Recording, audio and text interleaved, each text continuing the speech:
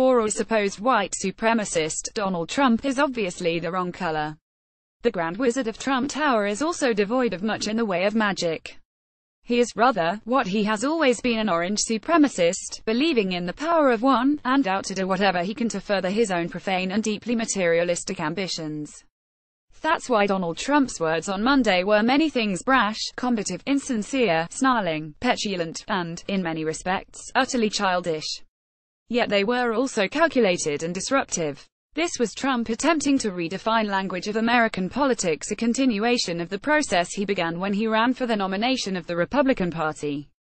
This was Trump saying to Republicans and their base that he does not accept the political hegemony as it has largely been defined by the liberal left. If they can label neoconservatism as the alt-right, then he can label them as the alt-left. Yahoo sucks to be you, he might well have added. Certainly, the argument seems typically petty of this most petty of presidents. Trump had been forced by General Kelly and others to read Sunday's condemnation of white supremacists in Charlottesville, and Trump clearly resented the fact that the public had noted his moment of weakness. Yet this was more than petulance. Trump has always, and perhaps only, had a gift for branding.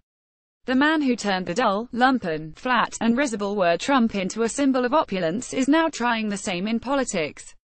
He wants the right of his ring-wing popularism to mean ordinary America, and he resists anything that would put him at odds with that base.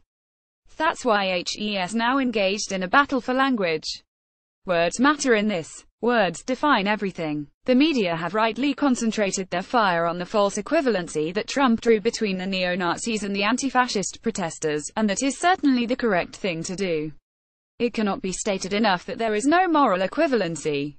Standing at the side of a violent riot might make it hard to distinguish the motives of the combatants, but those that set out to spread a message of ethnic hate are very different to those opposed to that message of hate for whatever reason, even misguided reasons. Too many conservatives and even centrists have allowed their natural hostility to the far left cloud their judgment on this point. This is not a debate about whether the far left is scruffy, ignorant, unpleasant, violent, or even dangerous.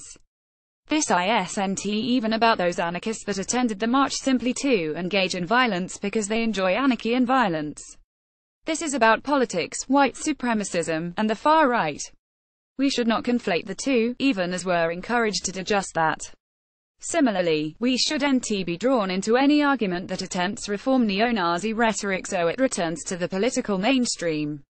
In truth, reforming the hard right does not appear to be Trump's goal. He is aiming to push mainstream conservatism further to the right. This is a critical distinction, even if the results are sometimes far less obvious. This was about establishing President Trump as the real voice of American conservatism and, in the process, severing a whole swathe of the political base from the Republican Party. This was, in all but name, Donald Trump establishing his credentials as an independent now at war with a modern Republican Party. Republicans, in turn, are facing an existential crisis. Do they follow him to the right and accept this fundamental change to the character of their party, or do they risk election defeat assuming that Trump is speaking to a demographic bigger than poll numbers suggest, which is always likely when politics moves towards the extremes and voters are less likely to admit to their prejudices? No wonder Steve Bannon was reported to have said that this was the defining moment of Trump's presidency. It was, but also defining for America too.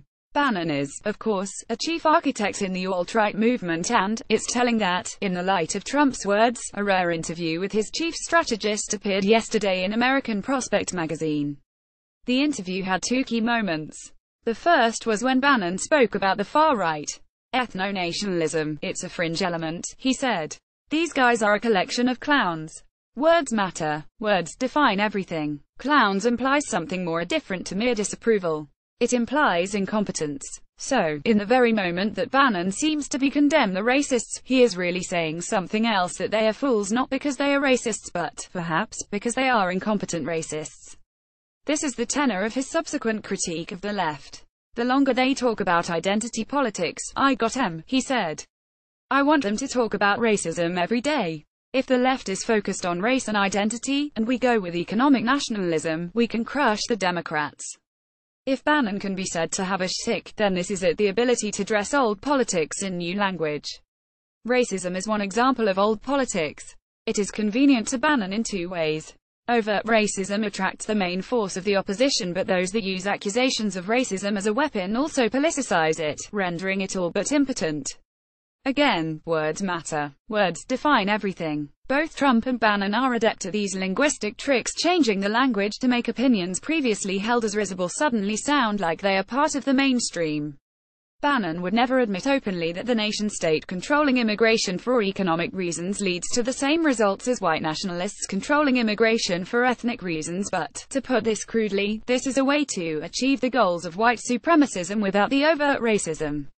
The effect of this rebranding exercise can already be seen on social media, where arguments have already begun among those happy to draw the moral equivalency. Some even ask what exactly is a Nazi, as if the word was ever in doubt. This is where the real harm is done. The danger of this current debate is that it is likely to hasten our already diminishing sense of Nazism, white nationalism, and, indeed, the far right. Nazism loomed large in the minds of those generations living in with the aftermath of World War II. For subsequent generations, Nazism was more of a taboo and, like all taboos, became transgressive. It became an edgy style adopted by punks in the 1970s and then by royal princes in 2005. It was also the stuff of Broadway shows, and people learned to laugh at the Nazis, beginning to forget that this laughter was originally meant to cauterize real wounds. Springtime for Hitler as bad taste became camp taste, a pastiche on evil rather than evil itself.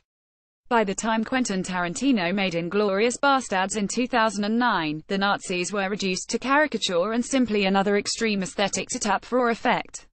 Irrespective of Trump, there is always a danger that Nazis will be perceived as less Nazi and the far right will somehow be normalized. If, however, America's centrist to moderate right allow republicanism to adopt the meaning of Trumpism, then the gap between the mainstream and the far right might become dangerously close. This is the crass and selfish game that Trump is playing in order to sustain his impotent presidency through its first faltering term, hoping to win a more right-wing and populist mandate for a second. This is why words matter. Words define everything. Follow Reaction on Twitter. Stay up to date with the featured content from Reaction.